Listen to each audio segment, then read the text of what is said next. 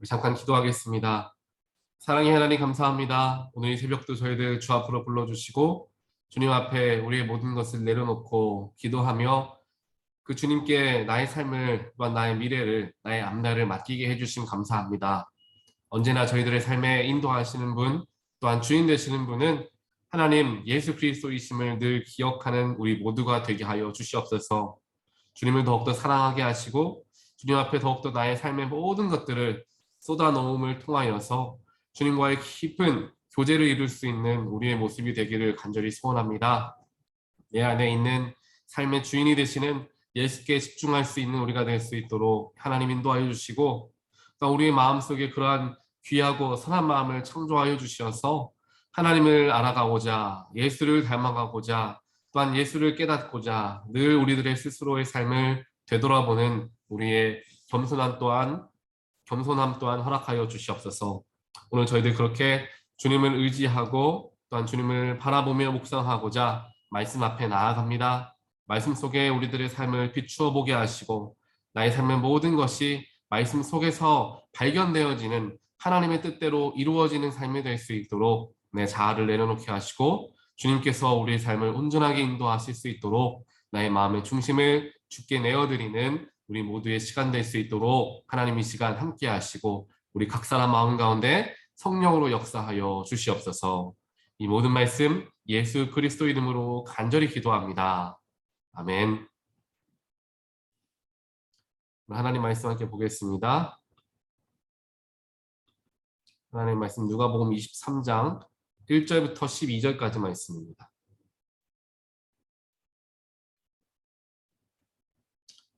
그들은 온 무리가 일어나서 예수를 빌라도 앞으로 끌고 갔다.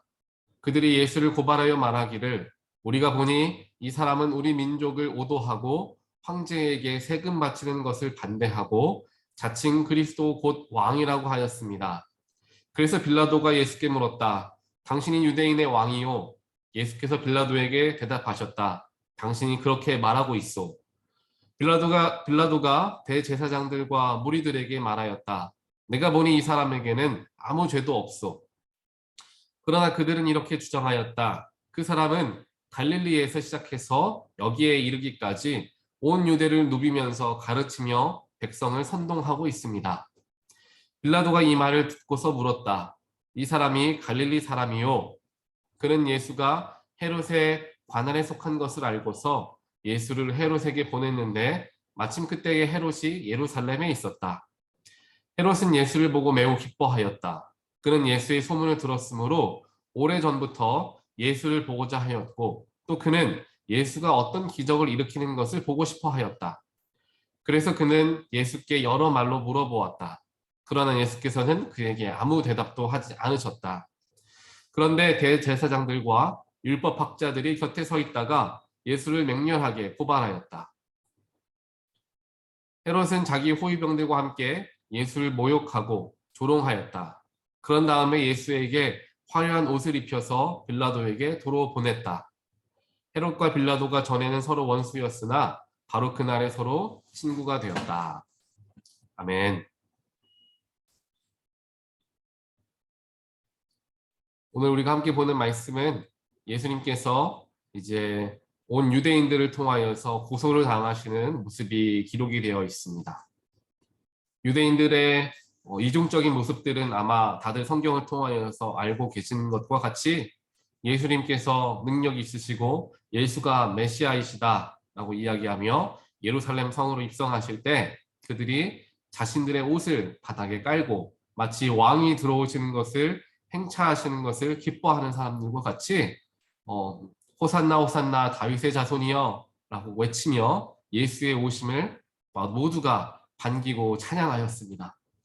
그렇게 예수님의 오심을 예수님에 대하여서 메시아이시고 우리를 이끄실 주님이시다 라고 고백하였던 사람들이 오늘 누가복음 23장에서는 예수를 언제 그랬냐고 하는 것과 같이 그를 고소하고 그를 어떻게 해서든지 올가매어서 죽이려고 작정한 사람들의 그 유대인들의 모습을 우리는 보게 됩니다. 그리고 그 유대인들과 더불어서 함께 발견되어진 인물들은 빌라도이죠. 그리고 말씀 7절에 나오고 있는 헤롯 왕 또한 여기에 등장을 하고 있습니다. 결국에 빌라도와 헤롯, 유대인들이 자신들의 각자가 가지고 있는 이익과 또한 유익을 위하여서 생각을 하며 모든 것을 이끌어가고 그로 인하여서 결국 죄 없으신 예수님은 십자가에 달려 죽게 되시는 것을 우리는 보게 된다는 것입니다. 빌라도도 그랬고 헤롯도 그랬으며 유대 지도자들도 마찬가지였습니다. 그들은 자신들이 가지고 있는 이익과 자신이 추구하고 있는 가치관을 지키기 위해서 예수 그리스도를 희생하게 할 수밖에 없었던 사람들이었던 것이죠. 유대인 지도자들은 잘 모르는 유대인들을 선동하여서 그들에게 이야기하기를 이 사람은 황제에 세금 바치는 것도 반대하고 또한 스스로를 하나님의 아들이라 고백하면서 우리의 유대 유일신인 하나님이신 하나님을 섬기는 것에 대해서 반대적인 이야기들을 하고 있다라고 이야기하며 예수를 십자가에 못 박아 죽여야 한다라고 이야기하였습니다. 그 이야기를 들은 빌라도는 유대인들을 통하여서 소요가 일어날까 무서워서 총독임에도 불구하고 유대인들이 소요를 일으키고 소동을 일으킬까 불안해서 무서워서 그들의 이야기를 들어줄 수밖에 없었던 자신의 것을 내려놓지 못하였던 빌라도의 모습을 또한 보게 됩니다. 헤롯도 마찬가지였습니다. 자신의 관할에 속하였던 즉 갈릴리에 속하였던 예수의 이야기를 듣고 예수께서 헤롯 앞에 나왔는데 헤롯은 예수를 한낱 마술사나 무당과 같은 점쟁이와 같은 사람으로 보고 있었다라는 것입니다. 그 당시에 왕들이 어떠한 일이 있거나 혹은 유희를 위해서 그러한 무당들이나 마술사들을 불러 자기 앞에서 그 기적을 일으켜보라 라고 유흥을 즐길 때가 많이 있었습니다. 8절 말씀을 보니까 헤롯은 예수를 그렇게 밖에 보지 못했던 것이죠. 예수를 오래전부터 보고자 하였지만 예수를 만나고 기뻐했지만 그 이유는 8절 후반절에 나와 있는 것처럼 어떠한 기적을 일으키는 것을 보고 싶어 했던 것이라는 거죠. 그래서 그런 기적을 일으켜보라 여러 말로 예수님께 말하였지만 예수님은 아무런 대답도 하지 않으셨습니다. 헤롯의 마음의 중심에 무엇이 있었는지 알고 있었기 때문이죠. 오늘 이 말씀 속에서 우리는 이 세 부류의 사람들의 모습을 또한 그들의 속마음을 바라보게 됩니다. 유대인들은 특별하게 유대인 지도자들은 자신의 유익과 또한 자신이 쌓아왔던 것들 예수를 통하여서 수많은 백성들이 예수를 기뻐하고 예수를 왕으로서 세우려고 그를 기쁨으로 따라다니는 것들을 못마땅하게 여겼던 그러한 유대인 지도자들 예수를 못마땅하게 여겼던 이유는 당연히 하나밖에 없겠죠. 그들이 가지고 있던 모든 것들을 빼앗길까 두려웠던 것입니다. 자신이 가지고 있던 위치와 자신이 가지고 있던 그러한 영향력을 예수로 인하여서 빼앗길까 무서웠고 그것을 피하고자 택한 방법은 예수를 제거하는 것이었다라는 것입니다. 물론 예수님께서 많은 기적을 일으키시고 수많은 이적과 하나님의 아들이라는 증거들을 보여주시고 다니셨지만 예수님께서 공생애를 시작하신 것은 3년밖에 되지 않으셨습니다. 하지만 율법학자들, 대제사장들, 여러 유대 지도자들은 오랫동안 평생에 걸쳐서 많은 유대인들에게 신임을 얻었던 사람들이었습니다. 당연히 그들의 역할과 그들의 이야기들이 중요할 수밖에 없었던 것이죠. 많은 백성들이 예수님을 사랑하고 좋아하였지만 유대인 지도자들이 마음을 달리 먹게 되니까 예수님이 결국 십자가에 달려 돌아가시는 일까지 일어나게 되었다라는 사실이죠. 빌라도도 마찬가지입니다. 빌라도는 물론 그 기독교인도 아니고 하나님을 예수님을 믿는 유대인들도 아니었습니다. 하지만 빌라도는 자신에게 맡겨진 일을 최선을 다하여 하려고 했던 인물이었습니다. 어떻게 해서든지 예수님을 살려보고도 싶어했던 마음도 있고 어떻게 해서든지 자신이 총독으로 역할을 하고 있을 때 문제와 사건이 발생하지 않기 위해서 최대한 노력을 하려고 했던 인물이 빌라도였다라는 것입니다. 하지만 빌라도는 마지막 예수에게 죄가 없다는 사실을 분명하게 알고 있었음에도 불구하고 어쩔 수 없이 예수를 유대인들에게 내어줄 수밖에 없었다라는 것을 보면서 우리가 비단 빌라도가 결국에 예수님을 못 받게 한 가장 큰 일을 한 인물이다라고 우리가 고백을 하기도 하지만, 정말 빌라도가 내가 만약 빌라도였다라고 한다면 여기에서 피해갈 수 있었을까라고 묻는다면 그 누구도 거기에서 자유할 수 없었을 것입니다. 하나님의 사람도 아니었고 유대인도 아니었던 빌라도가 이 정도 하면 정말 최선을 다한 것 아닌가라는 생각을 해볼 수도 있을 것입니다. 하지만 후대에까지 걸쳐서 예수를 못 박은 사람 유대인과 더불어 빌라도는 항상 빠지지 않는 인물로 기록이 되어 있죠.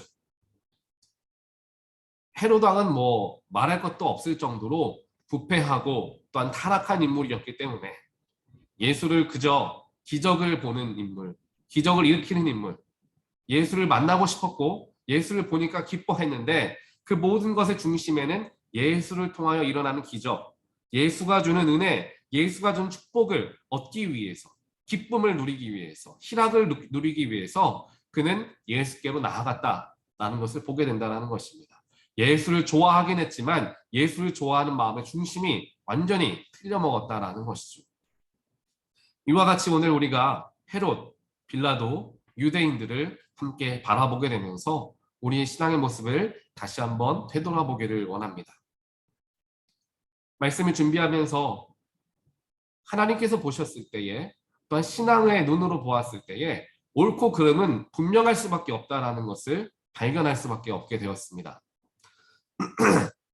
비록 빌라도가 자신의 역할 속에서 최선을 다하였고 예수를 살리려고 헤롯에게도 보내보고 사람들을 설득해보려고 하였고 수많은 노력을 기울였음에도 불구하고 마지막 순간까지 예수를 지키지 못하였던 빌라도의 모습을 보면서 빌라도가 저렇게 수고를 했는데도 불구하고 많은 지금에까지 예수를 못 박은 자로서 이름이 남겨져 있는 사람으로서 바라보게 되면서 신앙의 기준으로 보았을 때에 빌라도가 한 행동이 어찌 보면 이해할 수 있는 행동이긴 하지만 합당한 행동, 그렇다고 용납되어지는 행동은 될 수 없다라는 것을 보게 된다는 것입니다.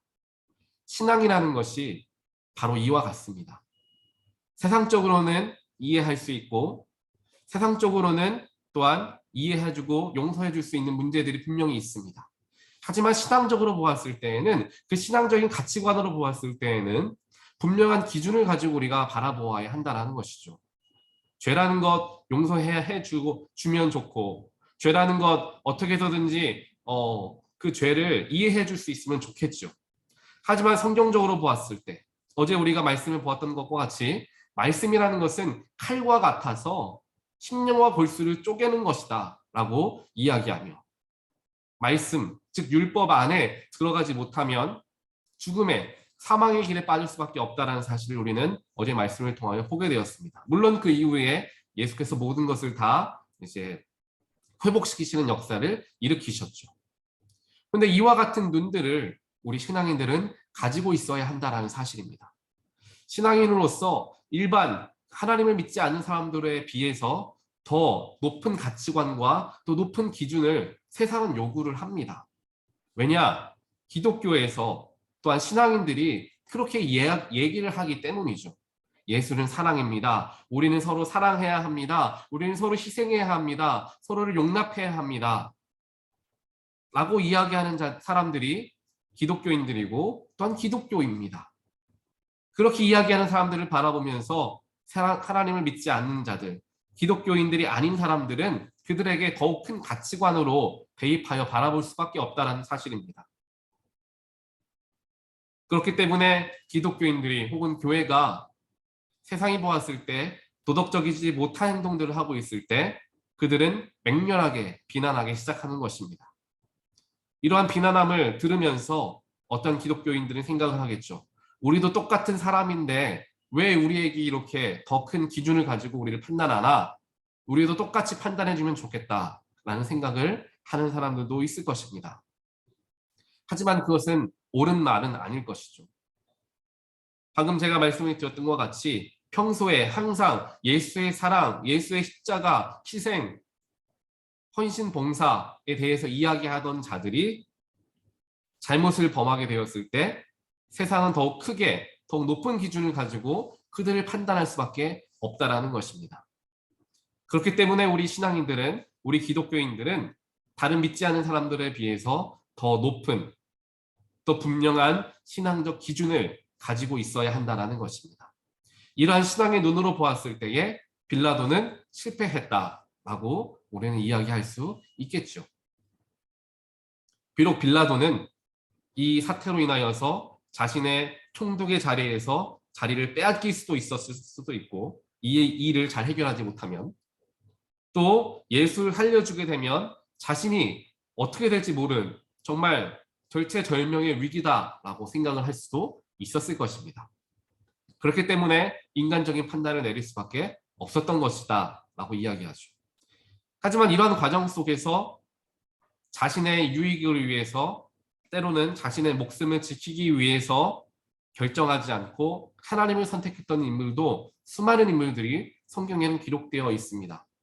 다니엘의 세 친구도 마찬가지지 않습니까? 사드락, 메삭, 아벳느고도 하나님을 섬기기 위해서 하나님을 택하다가 사자굴에 들어가게 되었고 죽음을 무릅쓰는 일을 해야만 했었습니다. 사도 바울도 마찬가지입니다. 예수를 증거하다가 죽임을 당하고 정말 돌에 맞아 죽을 위기를 수없이 경험했다. 그럼에도 불구하고 사도 바울은 끝까지 예수를 전했다. 성경은 이야기합니다. 마리아도 마찬가지죠. 예수를 잉태함을 통하여서 가족들에게 죽임을 당할 수 있는 그 위험에서도 하나님께 순종하는 모습을 그는 보입니다. 그들은 목숨 걸고 예수를 믿었던 것입니다. 그들은 목숨 걸고 하나님을 섬겼던 것입니다. 이러한 여러 성경의 인물들을 바라보면서 오늘 우리들의 신앙생활을, 또한 신앙의 모습을 살펴보길 원합니다. 저 역시도 힘들고 어렵겠죠. 하지만 감사하고 다행인 것은 저에게 하나님께서 목숨 걸고 나를 섬겨라 라고 아직 이야기하시지는 않습니다. 우리 모두에게도 마찬가지죠. 너희들의 목숨을 걸어라. 너희가 죽겠느냐, 나를 택하겠느냐. 이러한 문제가 우리에게 다가오지는 않습니다. 오히려 조금 더 우리가 쉽게 할 수 있는 일들, 조금 더 하나님을 쉽게 선택할 수 있는 일들이 우리에게 주어져 있습니다. 그것은 마치 유대인들과 같은 이야기겠죠. 내 자아를 선택하느냐, 하나님을 선택하느냐. 내 욕심을 선택하느냐, 낮아짐을 선택하느냐. 내가 내 성정을 가지고 싸우고 무엇인가를 내 거를 쟁취하기 위해서 무엇인가 투쟁하는 데에 나아가느냐, 아니면 용서하고 용납하고 그들을 품으려고 나아가느냐. 하나님께서 이러한 여러 가지 삶의 모습들 속에서 우리에게 말씀하십니다. 그리고 우리는 그것을 기준을 가지고 판단하고 결정을 하며 나아갑니다. 그런데 중요한 것은 그 판단의 기준, 그 결정의 기준이 어디에 있느냐 우리는 늘 살펴보아야 한다는 것이죠. 사도 바울이 죽음을 무릅쓰고 예수를 섬길 수 있었던 이유는 그 마음의 주인은 예수님이셨기 때문입니다. 예수가 없이는 그의 삶이 1분 1초도 소중하지 않다라는 것을 알고 있었기 때문에, 예수가 없는 삶은 그냥 죽는 것이 낫다라는 것을 그는 철저하게 깨닫고 있는 인물이었기 때문에 사도 바울은 예수님을 선택할 수 있었던 것입니다. 우리 마음속에는 예수를 우리는 어떻게 믿고 있는가? 예수는 나에게 어떠한 분이신가? 정말 헤롯 왕이 이야기하는 것처럼 축복받고 싶어하고 기적을 누리고 싶어하고 나의 삶에 기쁨을 주시는 그러한 예수님으로서 우리는 믿고 있지 않나. 그 예수님을 보고 기뻐도 하고 보고 싶어도 하였는데 그 마음의 중심이 정말 예수를 사랑하는 마음, 예수를 닮아가고자 하는 마음, 예수와 같이 낮아지고 싶어 하는 마음으로서 예수를 기뻐하고 보고 싶어 하였는지, 아니면 기도하면 내 기도 응답해 주시는 예수님, 나의 마음을 평안 주시는 예수님, 나의 많은 물질의 축복, 자녀의 축복, 삶의 축복을 허락해 주시는 예수님이기 때문에 내가 예수님을 사랑하는가, 바라보는가, 우리는 스스로에게 물어볼 수 있어야 한다는 사실입니다.